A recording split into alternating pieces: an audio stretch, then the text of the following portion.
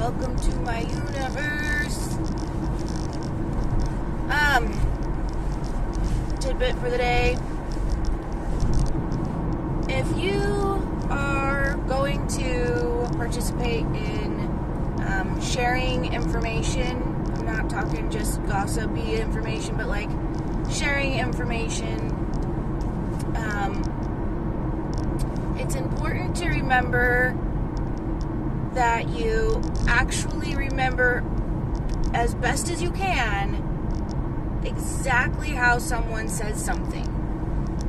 And it's important to remember that you don't add your little opinions about it, or don't add descriptive words like, so-and-so was totally freaking out the other day. They said blah, blah, blah.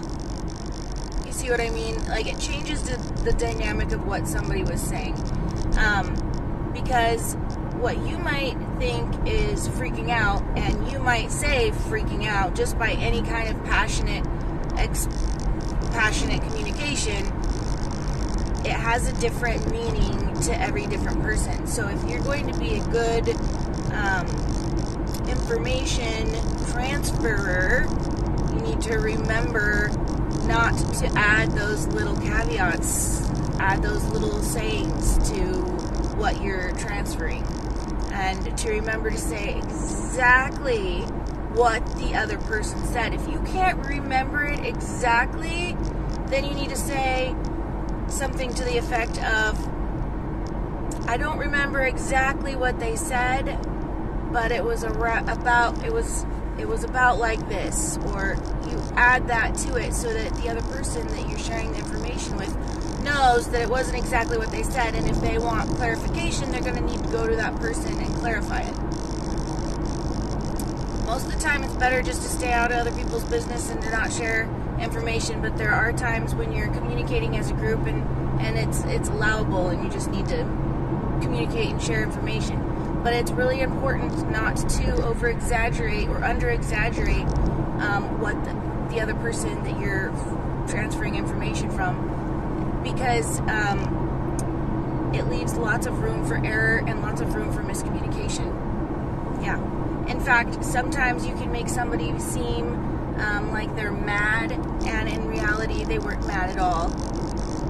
Right? So it's really, really, really important to be a good messenger. That's basically what you are. If you cannot be a good messenger, then don't do it. I'm just going to add something else to that.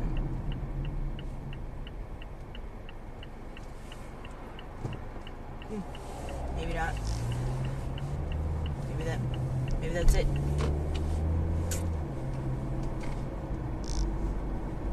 Maybe that's it. Yeah.